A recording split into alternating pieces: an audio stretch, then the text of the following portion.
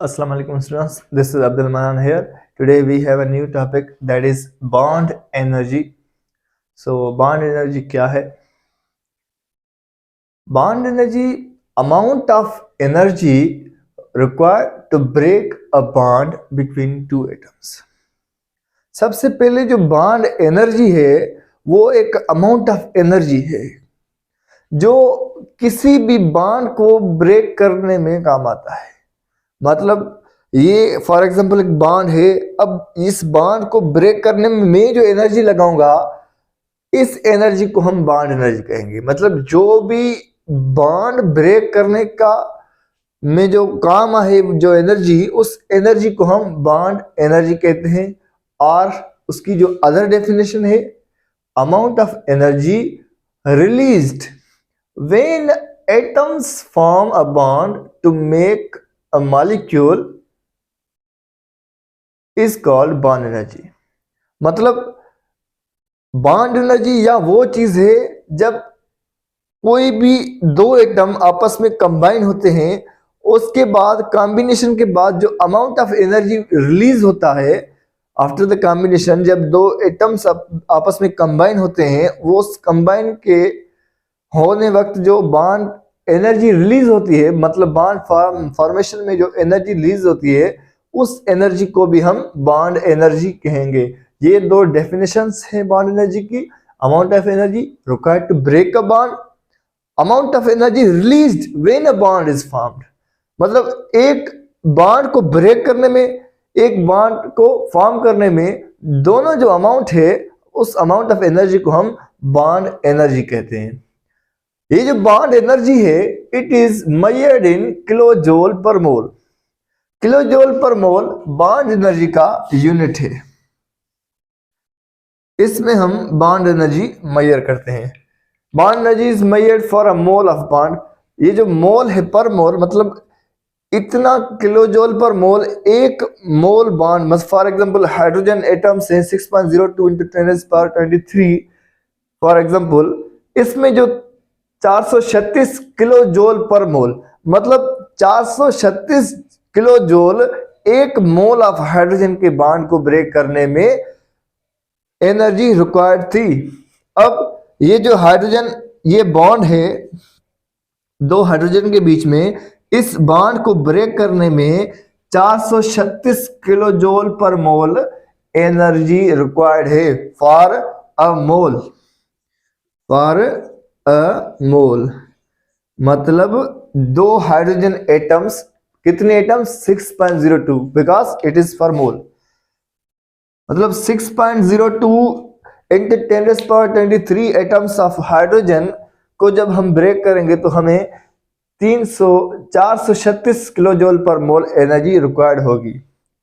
ये जो पहला एग्जांपल लिखा है नंबर 1, ये इसकी पहली डेफिनेशन को प्रूव करता है, दैट अमाउंट ऑफ एनर्जी, इसको जो हम एनर्जी देंगे, ये जो एनर्जी आई इस पे, इस बॉन्ड को ब्रेक करने में, ये एनर्जी हमने दी इस बॉन्ड को ब्रेक करने के लिए।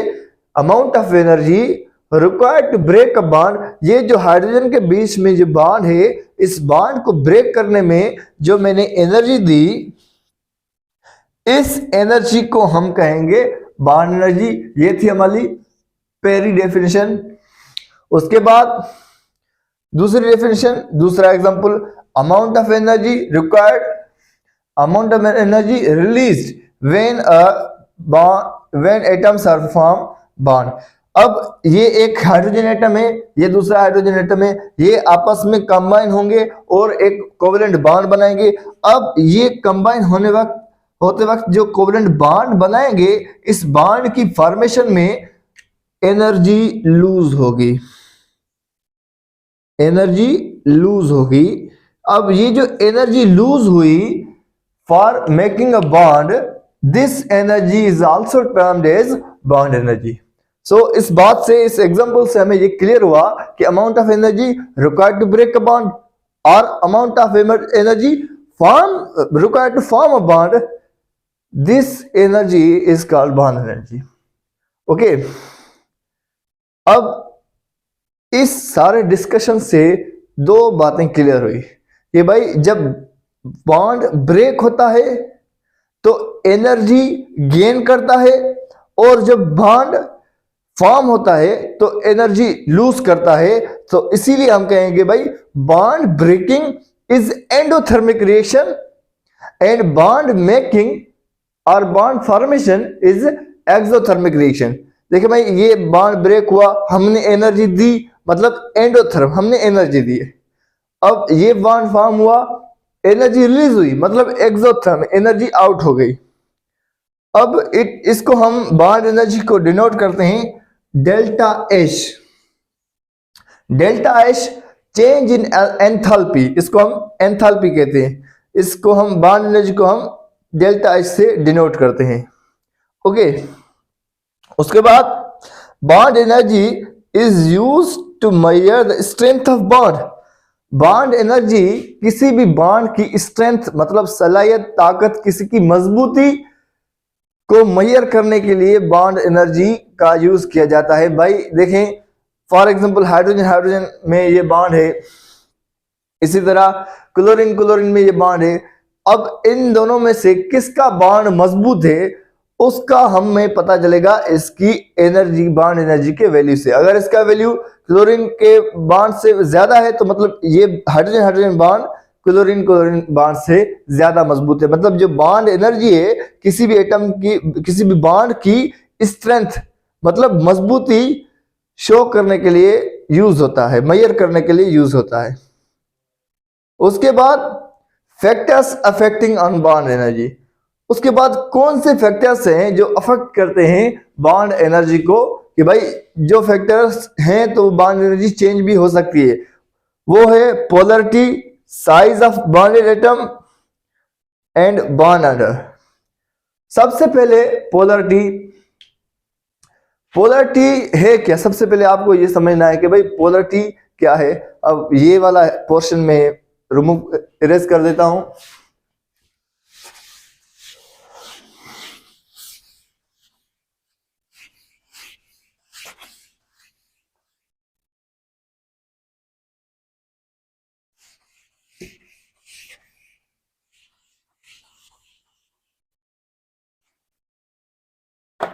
अब ये जो पोलरिटी है, सबसे पहले आपको ये टर्म जो है पोलरिटी, इस टर्म को आपको समझना है कि पोलरिटी है क्या।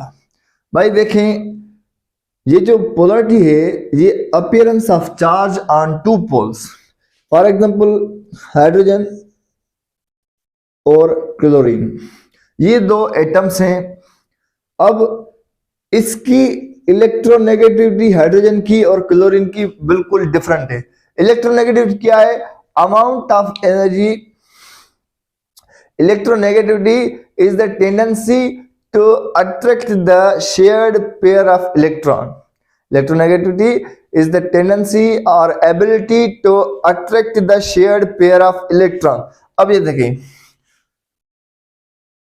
इसकी जो इलेक्ट्रोनेगेटिविटी है वो 2.1 है, इसकी 3.0 है।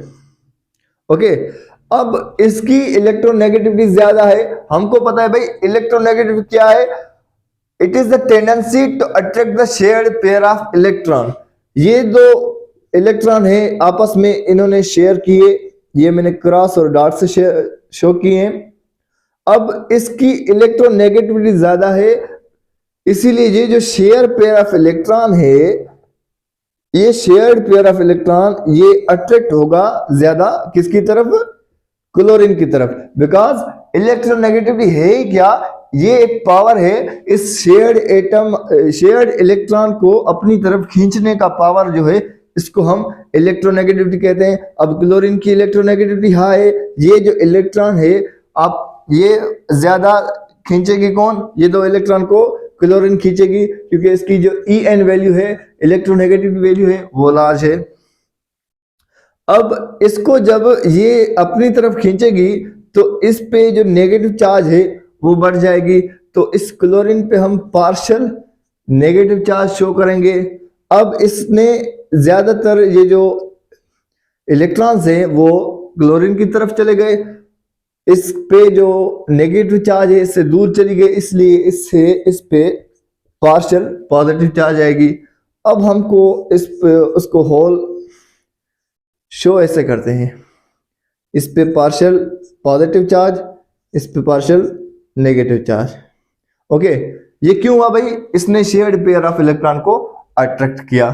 अब ये जो चार्ज अपीयर हुई किसी भी कोवेलेंट बॉन्ड में, ये अपीयर हुई due to difference of electronegativity.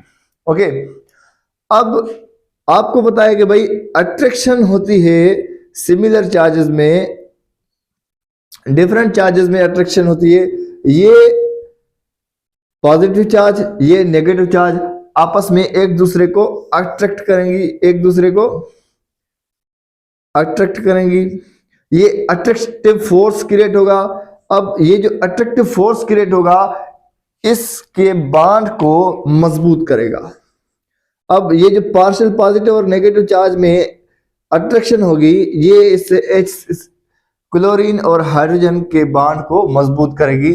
इसलिए मतलब ये पोलरिटी इसकी हाई हो गई। ये जो एक पोल है, ये दूसरा पोल है, ये दोनों पोल्स पे अपीयरेंस ऑफ चार्ज हो गई, इसको हम पोलरिटी कहेंगे। ठीक है, अब पोलरिटी जिन मॉलिक्यूल्स में है उसमें अपोजिट चार्जेस हैं और अपोजिट चार्जेस एक दूसरे को अट्रैक्ट करेंगे, और अट्रैक्ट करने के नतीजे में क्या होगा, इसकी जो बॉन्ड एनर्जी है वो ज्यादा हो जाएगी।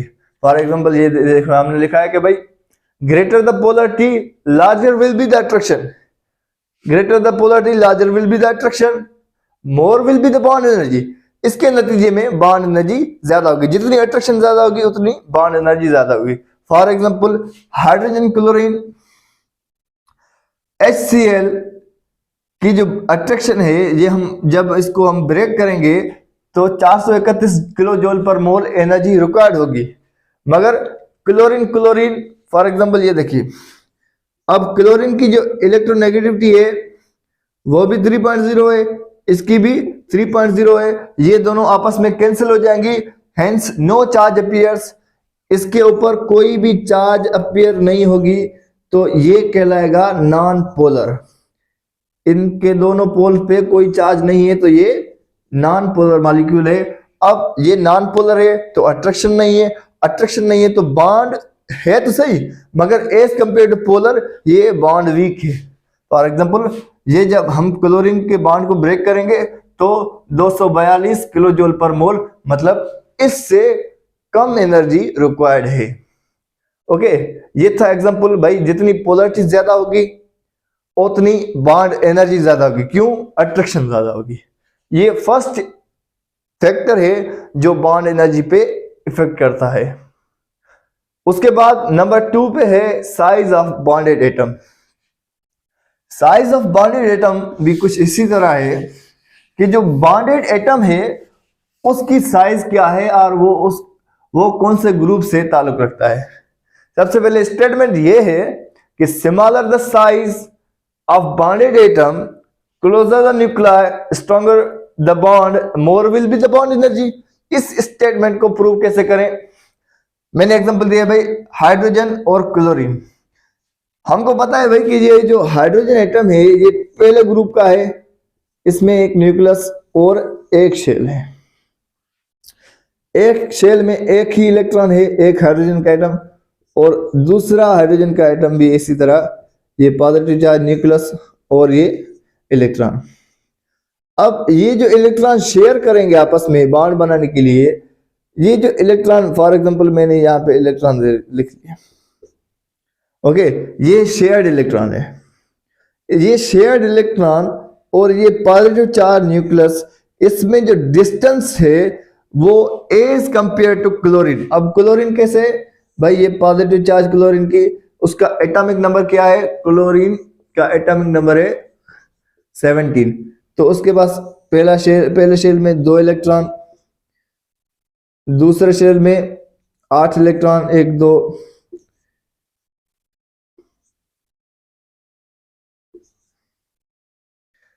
और ये तीसरे शेल में 7 इलेक्ट्रॉन।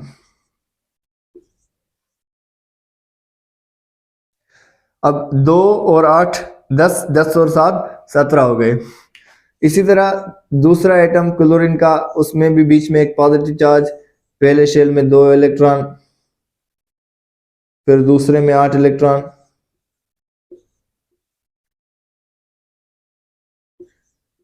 और तीसरे में 7 इलेक्ट्रॉन।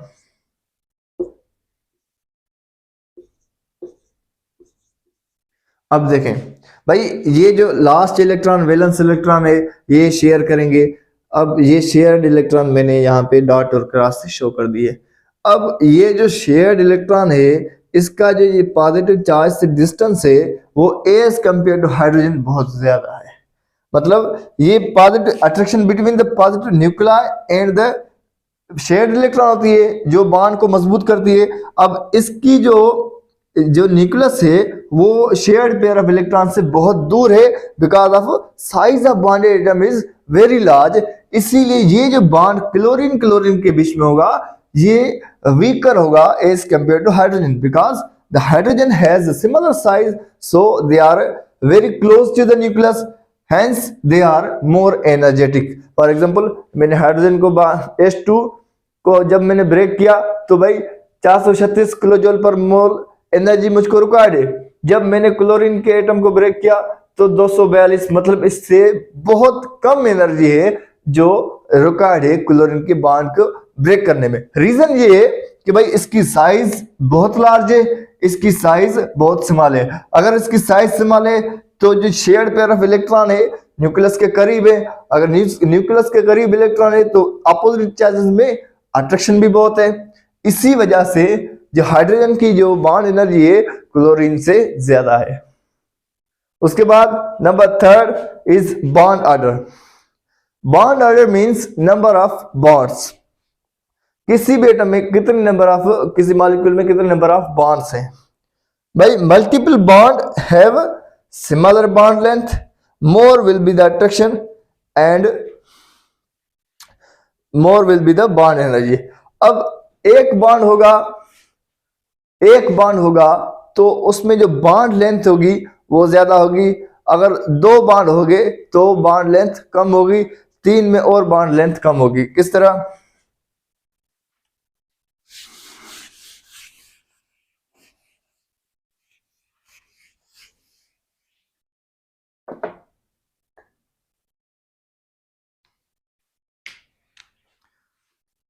ये जो carbon carbon single bond, carbon carbon double bond, carbon carbon triple bond. भाई आप एग्जांपल ले लें। अगर आपको मैं एक लकड़ी दूं तो आपको कहूं ये भाई इसको तोड़ के दिखाएं, आप बिल्कुल आसानी से उसको तोड़ेंगे। अगर मैं कहूं भाई 2 लकड़ी लेकर आप उसको तोड़े तो आपको थोड़ी मुश्किल होगी as compare to first one. जैसे आपने पहली एक झटके में तोड़ दी, उसके बाद जो 2 दूंगा भाई 2 लकड़ियों को तोड़ दो, आपको थोड़ी मुश्किल होगी, आप तोड़ लेंगे। अगर आपको कहूं भाई तीनों को साथ में तोड़ो, आपको बहुत मुश्किल होगा। यही एग्जांपल इस तीनों के पास है कि भाई ये जो एक बॉन्ड होगा इसको ब्रेक करने के लिए एनर्जी बिल्कुल कम रिक्वायर्ड होगी, फिर 2 बॉन्ड हो गए उसको बहुत ज्यादा, और जो 3 बॉन्ड हो गए उसको भी बहुत ज्यादा। अब इसका जो रीजन है भाई, ये जो एक बॉन्ड होगा उसकी बॉन्ड लेंथ ज्यादा होगी। अगर बॉन्ड लेंथ बहुत ज्यादा है तो मतलब न्यूक्लियस के जो शेयर्ड पेयर ऑफ इलेक्ट्रॉन है वो दूर है। Same reason as I taught before, अगर बॉन्ड लेंथ ज्यादा है मतलब एक बॉन्ड है ना तो बॉन्ड लेंथ ज्यादा है। अगर बॉन्ड लेंथ ज्यादा है तो फॉर एग्जांपल ये जो इलेक्ट्रॉन है ये पॉजिटिव चार्ज से बहुत दूर है, तो मगर जितना दूर होंगे न्यूक्लियस से उतनी अट्रैक्शन वीक होगी। और ये जो बॉन्ड सिंगल डबल बॉन्ड है इसमें जो डिस्टेंस है वो थोड़ा कम होगा। अगर डिस्टेंस कम होगा तो न्यूक्लियस के क्लोजर होंगे तो अट्रैक्शन होगी तो बॉन्ड मजबूत बनेगा। उसके बाद जो थर्ड एग्जांपल है कार्बन कार्बन का, ये भाई अगर 3 बॉन्ड आ गए तो और क्लोजर आ जाएंगे। अगर और shared pair of electron closer आ गए न्यूक्लियस के तो अट्रैक्शन ज्यादा होगी, हेंस अट्रैक्शन के नतीजे में बॉन्ड मजबूत होगा। यही मैंने लिखा है कि भाई multiple bond have similar bond length. जैसे जैसे बॉन्ड मल्टीपल हो जाएंगे, मतलब ज्यादा हो जाएंगे, तो उसकी जो बॉन्ड लेंथ है वो सिमिलर हो जाएगी। अब जब सिमिलर बॉन्ड लेंथ होगी तो वो न्यूक्लियस के बहुत करीब हो गए। जो न्यूक्लियस के करीब हो गए तो अट्रैक्शन बहुत ज्यादा होगी। अगर अट्रैक्शन ज्यादा हुई तो बॉन्ड एनर्जी भी ज्यादा होगी। For example carbon carbon single bond होगा तो 348 किलोजूल पर मोल।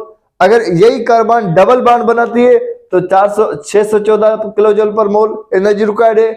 अगर यही कार्बन ट्रिपल बॉन्ड बनाती है तो 839 किलोजूल पर मोल एनर्जी रिक्वायर्ड है। तो इस बात से क्लियर होता है कि भाई जिस तरह जैसे जैसे बॉन्ड नंबर ऑफ बॉन्ड्स बढ़ते जाएंगे, बॉन्ड एनर्जी भी बढ़ती जाएगी। We require the more energy to break the bond as the bond multiplies। तो ये था हमारा आज का टॉपिक, बॉन्ड एनर्जी।